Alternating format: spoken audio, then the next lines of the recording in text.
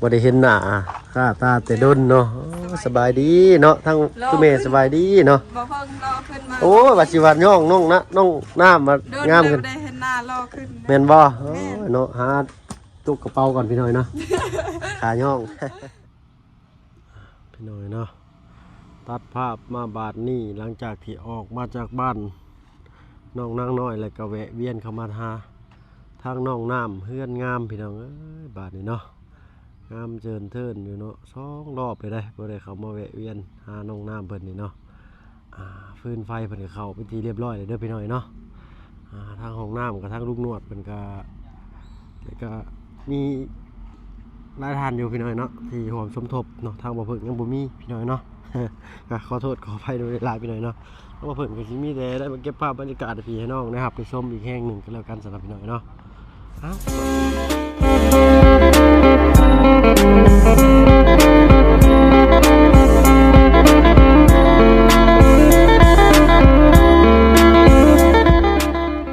ทักทายสบายดีพ่อแม่พี่น้องหมู่เพื่อนกันเบิดสุขสุขคนเนาะยินดีต้อนรับเข้าสู่ช่องบ่เพิ่นเคยหลายคือเก่าพี่น้อยเนาะมื้อนี้ก็ยังอยู่ที่บ้านน้องน้ำพี่น้อยเนาะหลังจากที่เฮาบ่ได้แวะเวียนเข้ามาหาน้องเพิ่นเนาะก็มีแต่ทางลุงจันทร์เพิ่นแวะเวียนเข้ามาทางบ่เพิ่นก็อยู่กับบ่ซ้อนเนาะแล้วก็น้องนางน้อยพี่น้อยเนาะมื้อนี้ก็สิมาเบิ่งผักหญ้าขาหุ่นเพิ่นเนาะไปฮอดไซแล้วโอ้เขียวอุ่มทุ่มพี่น้อยเนาะอ้าวพี่น้อยนี่ละงามพักเราก็ได้เนาะโอ้ยเนาะพริกเราก็ต้นบางใหญ่นี่พี่น้อยเนาะอันนี้ก็จะเอิ้นว่าชวนพักผู้สาวพี่น้อยเนาะ ต้นมะเขือเทศหรือต้นมะเล่นงามขนาดต้นมะเล่นแล้วนี่เนาะขักแต่น้ำเพิ่นนี่แหละพี่น้อยเนาะไหลตลอดเนาะเบิ่งพักเบิ่งหญ้าขาหุ่นเพิ่นก่อนพี่น้อยเนาะผักบุ้งเพิ่นเก็บกินเลยตัวนี่เนาะแต่ซื้อมาให้เพิ่นรอบนั้นไปเลยพี่น้อยเนาะเนี่ยพี่น้อยเนาะทางแปลนเติดทางน่ะเพิ่นเฮ็ดหยังบาดเนาะพูดแหละห้องน้ำน้องไปกำลังขึ้นมาเดี๋ยวเนาะโอ้ยเสาคือมาบินสิเพ่นี่เนาะเป็นนั่นเลยเป็นกระสิก็ให้มันติดนะพี่น้อยเนาะ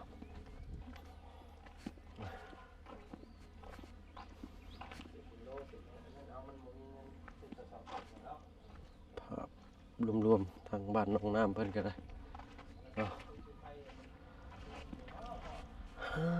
นี่แหละพี่น้อยเนาะงามเตือนอยู่คือเก่าบ้านน้องน้ำเพื่อนงามเนาะบล็อกเป็นก็กับพวกลายนี่พี่น้อยเนาะเป็น400-500 ก้อนพอสั่งมานี่เนาะห้องน้ำอันหนึ่งนี่เลือได้เนาะนาซีบีได้เห็ดเทือนครัวอีกเยอะนี่เด้อทำเบิ่งนี่นะเพียงเนาะ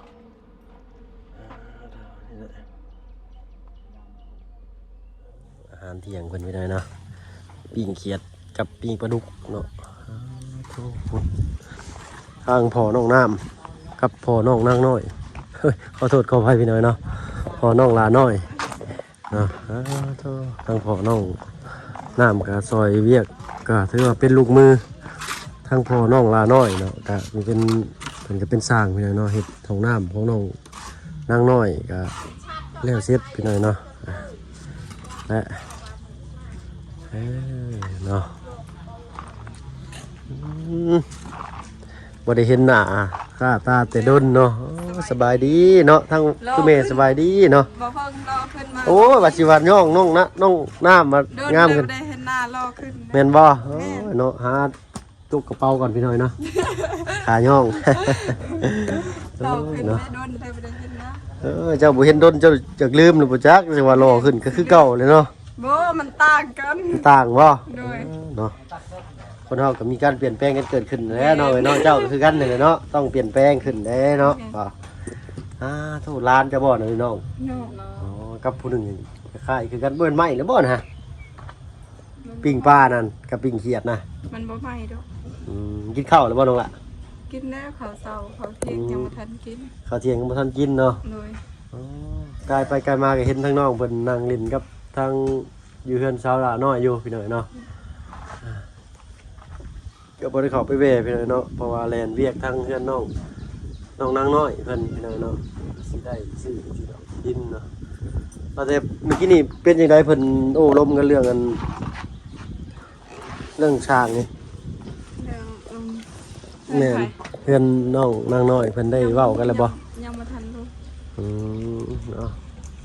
โอ้ใกล้สิแล้วเลยเด้เนาะน้องน้ำเนาะใกล้สิได้ใช้เลยเนาะใกล้ช่วงนี้พอดีแหละท่านหน้าฝนจึงบ่ได้แล่นเข้าป่าเนาะ แม่น ไปพลาดเม่นเขาเหยียบตุ้ยพลาดดากทางดินเนาะ เว้าเนื้อหัวม่วนสิเด้อพี่น้อยเนาะ ผิดพลาดประการใดก็ขอโทษขออภัยนำหลายๆพี่น้อยเนาะและเว้าให้น้องเพิ่นได้ยิ้มในหัวโอ้ยเรางามขึ้นได้พี่น้อยช่วงนี้เนาะ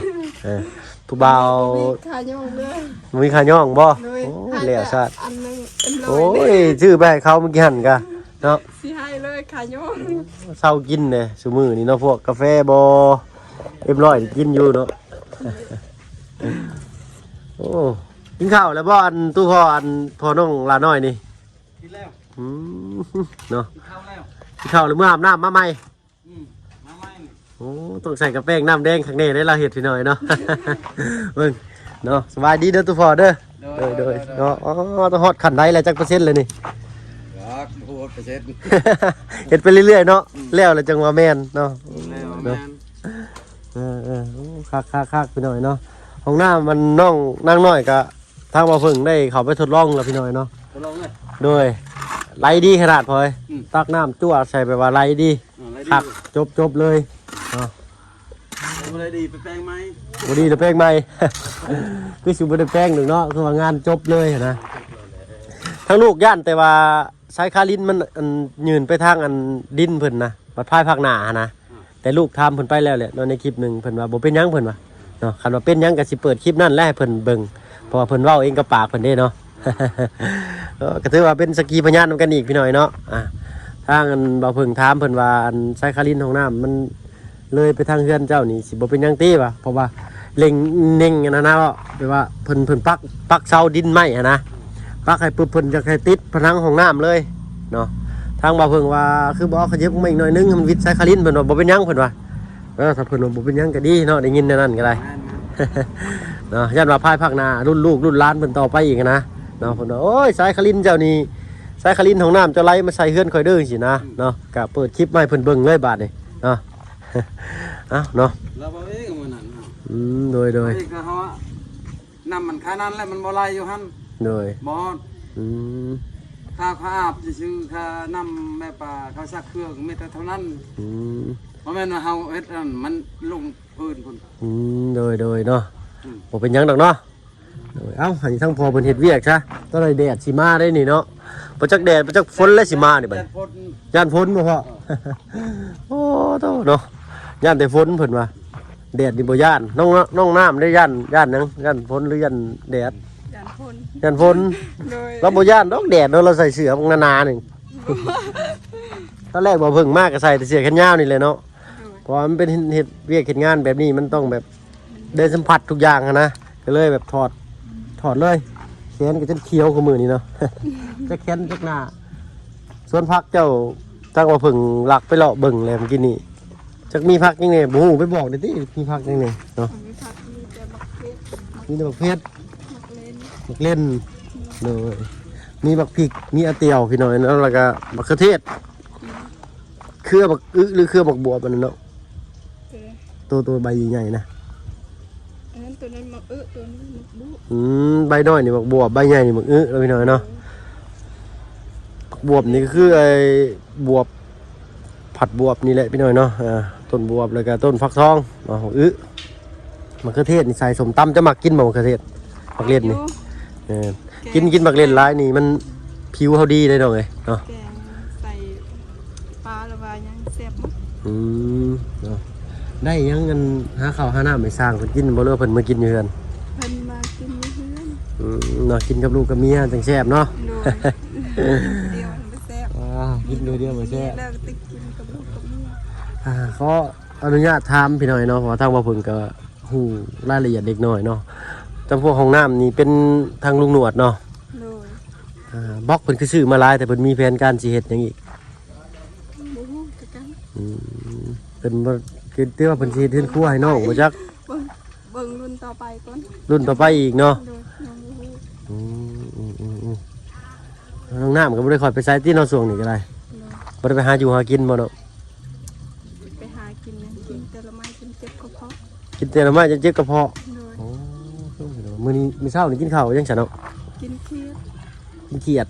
ไปกาดเจ้าบ่ไปกาดหรือ น้อ ตู้ ง พอ คอยคนหนึ่ง น้องผู้ซื้อได้กับผู้หนึงนะ อาจน แล้วก็ซื้อว่าจน เหนื่อยเอาอ้อนเขาไปการเทียบมา ไปการเขียดเป็นเบิดเลย เขาเป็นผู้ชายเดี เออ เขาอยากไปอยู่เขาว่าบ่ต้องไปก็ได้น้องว่าซุมเขาไปการก็ได้กินอยู่ เออ แต่มีเขียดตอนนั้นเขายังน้อยคอยนี่ไปการ ตอนเขายังน้อยเจ้าก็ไป โดย เป็นเฉยเจ้ากะ เป็นอยู่ ลืมหรือบ่จักเดี๋ยวนี้ บูกัน ลืมแล้วข่อยว่าเนาะแต่บ่เพิ่งก็ยังลืม ได้2-3 ปีแล้วไปได้ไปการน้องค่อยง่ายหมดเลยเด้ อื มีแต่น้องไปการ โดยเนาะน้องใหญ่กะน้องไปแทนเนาะ โดย เนี่ยได้อันเรื่องเฟซเรื่องเบอร์ผู้บอกผู้บ่าวผู้เพลทักแชทเข้ามาหาอยู่บ่น้องล่ะ บ่มี มีบ่ โดยเบาเด้ เนาะ ผู้บ่าวบ่มีเด้ไปสุดท้ายคนที่ได้ โน้ยว่าเถอะเนาะคนเฮาก็ย่อมมีเนื้อคู่ของตัวเองนั่นแหละเนาะอันทางบ่าวพึ่งก็มีผู้ใหญ่หลายท่านบ่ว่าหลายดอกพี่น้องเนาะ2-3ท่านนี่แหละเพิ่นทักเข้ามาเนาะถามเรื่องอันน้องน้ำเพิ่นว่าจะขอเฟซเพิ่นเนาะทางบ่าวพึ่งก็โอ้กลุ่มมกถูกใจเลยพี่น้องเนาะจักสิตอบเพิ่นว่าแนวใดเขาสิปฏิเสธไปเลยก็จักสิว่าแนวใดเนาะบ่าวพึ่งก็ปฏิเสธคนบ่อยากเป็นปานใดก็เลยโอ้ล้มไปหน่อยหนึงเนาะก็ว่าสิถามน้องเพิ่นให้ก็บ่มีโอกาสได้ถามเนาะก็เพราะว่าทางเฮาก็บ่แม่นสายเปิดใจหรือว่าสายเลาะหาผู้สาวพี่น้อยเนาะมีแต่ช่วยเหลือเบื้องต้นเลยก็เป็นสะพานบุญให้ทางผู้ใหญ่เพิ่นเนาะก็คนทุกข์คนยากก็ว่าซั่นซะพี่น้อยเนาะจังไดก็ตามแต่พี่น้อยเนาะมื้อนี้ก็มาเห็นน้องน้ำเพิ่นสดใสก็ดีใจพี่น้อยเนาะโอ้รอบก่อนนี่ทางมีแต่ทางอันบ่าวจันเด้เนาะเข้ามาหาเจ้าเนาะ โดยเมื่อวานเนี่ย ในทางบ่าวพึ่งก็ยังบ่ทันเข้ามามื้อนี้ก็เป็นมื้อสุดท้ายของการเรียนเวียกเรียนงานทางเซโปนเนาะเนาะก็มีแต่สิเมื่อกลับหาข้าวมาครัวก่อนมื้อนี้เนาะ คิด ปลอภัย โดยเนาะคิดฮอดอันน้องอินเตอร์แหละเนาะลูกสาวกำลังไปเป็น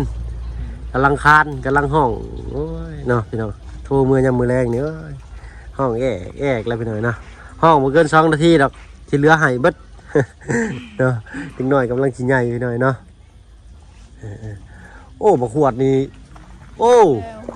เบิดเลยบ่ โดยบดติกโดยเอา ปอดยังอยู่เด้เนาะต้นมึงใหญ่นี่พี่น้อยต้นขวดเนาะ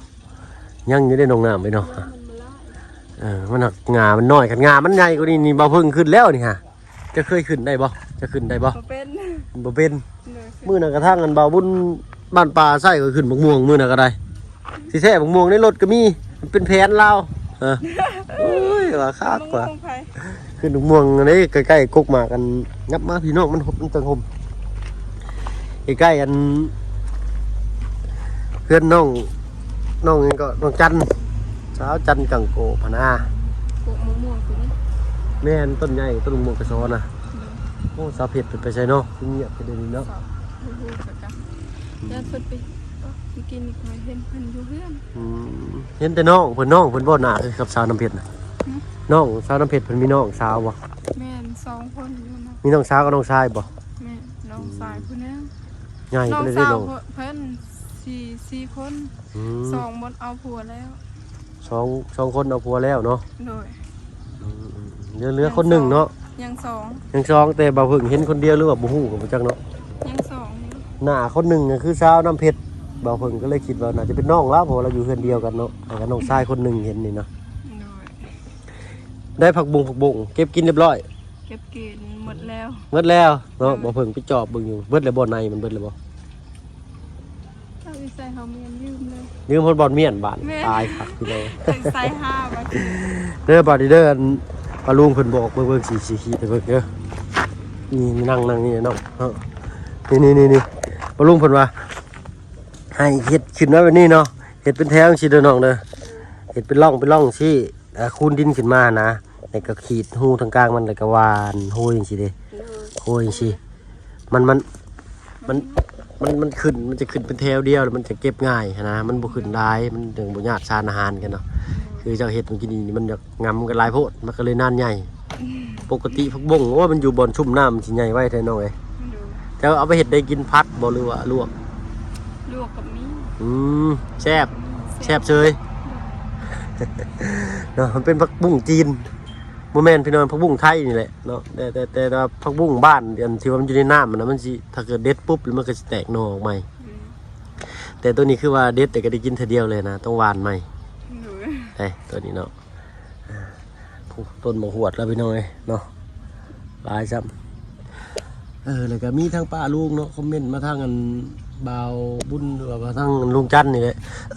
ขอโทษขออภัยพี่น้อยเนาะว่าอยากให้เจ้ากับบ่าวซอสนี่ล้มกันเพิ่นว่าเนาะ คอยเป็นพี่น้องกัน โอ้เป็นไปบ่ได้เนาะ ลืมได้ เราเป็นน้องเจ้าได้น้องน้ำเนาะ คอยเอิ้นเพิ่นนะบ้าว เพราะว่าเราเป็นอันลูกของทางลูกของผู้ใหญ่กว่าทั้งเนี่ยทางเจ้าอีกเนาะ โดยทั้งแม่พี่น้องทั้ง พี่น้องทั้งแม่สงสัยเอื้อยกันเอื้อยของขอโทษขออภัยเนาะพี่น้องเอื้อยของแม่เจ้านี้คือแม่บ่าวซ้อนเนาะ แม่น้าสาว อ๋อน้าสาวเพิ่น โดย อายุระบ่าวซ้อนน้อยกว่าแต่ว่าเพิ่นก็ต้องเอิ้นแบบว่าตามจักสิว่าอะไรทางบ่เพิ่นก็เอิ้นบ่เป็นพี่น้อยเนาะเอิ้นเพิ่นเป็นผู้ใหญ่กว่านะเนาะเพราะว่าถือมาจากทางแม่นะเนาะทางบ่เพิ่งนี่เอิ้นหน้าเอิ้นนี่มีแต่ผู้ใดใหญ่กว่ามันได้อยากเอิ้นเอื้อยเอิ้นพี่เอิ้นอ้ายเอิ้นนั่นบ่ได้พี่น้อยเนาะ เป็นนาบ้าวเด้เพิ่นน้อยแล้วเพิ่นเป็นนาบ้าวเขาใหญ่แล้วเป็นน้อง เนาะ เป็นหลาน วันนี้มีไผเข้ามาหาใจน้องล่ะนอกจากทีมงานนั้นชามเคยแล้วมีไผ บ่าวเสียงมีแต่บ่าวเสียง อ๋อบ่าวเสียงเลยก็มีแต่บ่าวเสียงกันบ่ โดย อืม บ่าวจันทร์บ่าวพึ่งนี่บ่าว บ่าวบุญสารวัตรเนาะไปหาซื้ออันมาองุ่นในบ้านดงก็บ่มีน้องหลายเนาะก็เคยได้กินอยู่แต่ว่าน้ำหมองุ่นเนาะ เคยกินอยู่มื้อนั้นก็บ่าวบุญซื้อ บ่าวบุญเราซื้อมาให้เลยเนาะ โดย ตัวใหญ่ตัวน้อย องุ่นใหญ่สีดำเนาะแล้วก็องุ่นน้อยนำโอ้มื้อนั้นก็ซื้อเข้ามาเลยได้ลืมเนาะทางเราก็ลืมเลยเพราะเวียกงานมันก็หลายแน่พี่น้อยเนาะ จังลืม เจ้าฮู้จักบ่อันชาวออน เป็นพี่น้องกัน เป็นพี่น้องเนาะกับบ่าวซ้อนนี่ก็เป็นพี่น้องเพิ่นบ่สบายบ่าวซ้อนนะมื้อวานนี่ก็ทางบ่าวบุญสารวัตรเพิ่นก็ได้รับมอบหมายหน้าที่เป็นสะพานบุญให้ทางผู้ใหญ่เพิ่นเนาะได้ซื้อโทรศัพท์เครื่องใช้หรือว่าทันสมัยนี่ก็ว่าได้เนาะเครื่องหนึงพี่น้อยเนาะซื้อไปให้ทางบ่าวซ้อนแล้วก็โอบกอดโอ้ทางบ่าวเพิ่งก็นั่งซึ้งน้ำตาสิไหลก็เลยเว้าไปทางอื่นเนาะเก็บซ่อนอารมณ์ภายใต้แว่น พี่น้อยเนาะเฮาก็บ่อยากให้น้องเพิ่นเห็นในมุมที่แบบว่าเฮามีน้ำตาขนาดเนาะเดี๋ยวมันก็โอ้เห็นน้องเพิ่นโอบกอดแล้วก็โอ้น้ำตาคอเบ้าเลยพี่น้อยเนาะ คือเพิ่นบ่มี เนาะ แบบเพิ่นแม่ก็บ่มีซ้ำ แม่เพิ่นเสียแต่ดนเนี่ยบ่ เสียเพิ่นแต่ยังน้อย ทางบ่เพิ่งก็บ่เคยถามน้องเพิ่นเลยก็บ่กล้าถามมันนะเนาะผู้ใดอีกสักพักหนึงบ่ได้จังสิถามรายละเอียดน้ำน้องเพิ่นอีกเนาะก็เลยมาถามมันน้ำน้องน้ำก่อนพี่น้อยเนาะเอาแบบคร่าวๆนะพอรู้ฮู้ต้นปลายสาเหตุเล็กน้อยเนาะจึงสิมีข้อมูลมาจับต้นชนปลายมารวมกับน้องเพิ่นหั้นนะเนาะ เป็นได้น้องล่ะเมื่อคืนนี่ฝันดีอยู่บ่ ก็บ่ได้ฟันหยังนอนรับสบาย นอนหลับสบายยังนอนอยู่ห้องเก่าอยู่ที่เนาะ โดย ฝนบ่ได้หัวเนาะ บ่ได้ฮู้ มีแต่ คนสะตัวนี้ ฝนมันสาดบันไดเนาะ โดย เวลาเซลล์กลางเว้นคือบ่เปิดเนาะกันนะลืมบ่ โอ้โห เนาะ ผัวปอละสิพวัดนะมันก็บากกี่ตะเพิ่นปอนึง ยามันบ่มีไฟใช้ได้มื้อแรงอ่ะ ลืมเลย ลืมมาลีพี่น้อยเนาะทั้ง หวานในผลนี่มันแห้งนะ ปกติมันก็บ่เป็นหยังได้ถือกันถือฝนนี่ มันบ่เป็นหยังแต่มันเฮ็ดเกะไปเบิดมันดับเด้มันดับตลอดแต่ฝนตกแห้งนี่มันดับ ย่านมันเสียไว้ก็เลยปิดไว้เนาะ โดย แม่นก็ดีอยู่พี่น้อยเนาะแต่ว่าเว้นนี่อยากให้เปิดหับแสงคือบ่เอาลงมาไว้ใช่บัดไปให้ไปสวนเนาะ ไม่ได้ไปได้ขึ้นไปให้ไปช่วย ก็ถือไปเนาะเพราะว่าเจ้าก็เข้าไฟเลยเด้เฮาก็เก็บไว้ไปใส่บัดเฮาไปนอนอยู่ไห้เนาะเคยไปนอนไห้อยู่บ่เจ้าก็ ไม่เคยมีแต่นี่พ่อไปนอน นั่นแหละให้เพิ่นถือไปใส่นำ ไปกลับ จะไปกลับ โดย เอารถจักรไปได้บ่อนชวนเจ้านี่ ไปได้อยู่แต่บ่มีรถยางเอาเขามีรถก็ฮอดให้เพิ่นเข้าไป โอ้ยน้ำหน้าฝนนี่ก็พี่น้องก็สิได้ลอยน้ำคำห้วยคำห้องไปแล้วนี่เนาะ โดย เก่งเจ้าก็เนาะบ่ย่านเฉยเนาะ ยางที่ค่ะแต่มันเคยไปทางไปแล้วเด้มันสิ้นจังบ่ยาน น้องเพิ่นก็เศร้าหน้าซีดได้พี่น้องเนาะช่วงแรกๆเนาะเพิ่นขาดสารอาหาร เจ้าอันเห็นบ่เพจทางอันเพจบ่าวจันทร์นะเพจลุงจันทร์นะเนาะเจ้าอยากเห็นอันนั้นเจ้าเลยเจ้าแบบนั่งเจ้าแบบสมมุติเนาะจะมีความสุขเฮงๆมือใดมือหนึ่งแบบว่า เจ้าเสาหรือว่าอย่างนี้ก็ให้เจ้าไปเปิดเบิ่งคลิปเนาะคลิปแรกๆที่เห็นเฮือนเจ้าเฮาก็มาได้ถึงขนาดนี้หั้นนะเนาะ โอ้มันสิมีความรู้สึกแบบใดเด้เนาะคนเฮานี่เฮาคิดได้เด้อครับว่า คิดได้ ความรู้สึกแบบว่าป้าโดปลาปลื้มและเป็นเฮานี่เนาะอ้าวเนาะก็คือสิได้เวลาสมมาพาควรน้องน้ำไปเนาะเว้ากันพอหอมปากหอมคอเนาะบ่ได้ว่าแต่หอมปากน้ำลายจะเหนียว เว้าโน้มเหมือนกับน้องเพิ่นพี่น้อยเนาะเอ้าก็สิขอตัวลำลาพี่ละน้องก่อนพี่น้อยเนาะ ข้าวกินน้ำก้อนจังค่ะ ฮู้ว่ามาแล้วหิวข้าวพี่น้อยเนาะเฮาก็คือสิบ่ได้กินดอกพุ่นแหละสิแล่นไปหาทางน้องสอนขอบใจหลายๆเด้อน้องเด้อ ไว้โอกาสหน้าก็แล้วกันเนาะโอกาสหน้าผ้าใหม่มารอบหน้าถ้าว่ามีแนวกินอยู่ว่าอาทิตย์อะบัง โดย อันนี้ บ้าง ฮะ กระจีนบ้าง กระจีน กระจีน กระจีนเนาะอันใต้นี่เป็นหยังก็กระจีดก็ แม่นกระจีน กระจีดอันใต้เนาะกระจีนคือหน่อไม้ได้พี่น้อยนะมันสิผิดกันน้อยเดียวหนึงได้เนาะกระจีนอะบังคือหน่อไม้คำว่ากระจีดนี่คือใต้เนาะเนาะเอาเย็นหูไปมือละเล็กมือละน้อยพี่น้อยเนาะพอได้เซลสาวซ้ำหน่อยแถวแคมทาง บอกหยอกเด้อพี่น้อยเนาะครอบครัวตรงมาก่อนเสมอทางว่าพึ่งนี่ก็ผิดพลาดกันใดขอโทษขออภัยพี่น้อยเนาะเอ้าน้องน้ำไหมทางอ้ายก็สิลา เดินทางปลอดภัยเด้อ เนาะโอ้เราผิวขาดขนาดพี่น้อยเนาะมีคนอยากได้พอกได้เฟซเจ้านี่สิเห็นอะไรให้เพิ่นบ่ ให้ บ่แล้วเพิ่นถามมาทางบ่พึ่งนี่สิให้เพิ่นอยู่บ่นะ ให้อยู่ เนาะเฟซเจ้านี่เฟซน้องนี่อ้ายก็มีอยู่เด้เนาะมีอยู่เด้อเนาะเพราะว่าทางผู้ใหญ่หรือว่า FC อยากได้ก็สิถามน้องก่อนนะ เด้อ เนาะย่านว่าเพิ่นเข้ามาในรูปแบบใดก็ให้ทางน้องเพิ่นตัดสินใจเองเนาะเอ้าเนาะลาก่อนน้องๆเนาะพอกันบัดหน้าเด้อเนาะ เดินทางปลอดภัย เด้ เด้อ อเนาะ บ๊ายบาย เด้อเนาะเอ้าพี่น้องเอ้ยพอกันลายยายกันห่างเนาะสำหรับคลิปนี้ก็สิขอตัวลาก่อนพี่น้องเนาะพอกันคลิปหน้าก็แล้วกันเนาะตอนนี้ก็ยังอยู่เซโปนอยู่มือสุดท้ายแล้วก็สิได้แล่นกลับลงไปคลิปนี้ก็บ่มีหยังหลายพี่น้องเนาะพอจนเมื่อยบ่มีหยังหลาย พอดูโฮมหมดนะพี่น้องนะเนาะสำหรับคลิปนี้ก็ขอตัวลาลงแล้วเนาะพี่น้องพอกันคลิปหน้าเอาเป็นว่าสบายดีพี่น้องเนาะ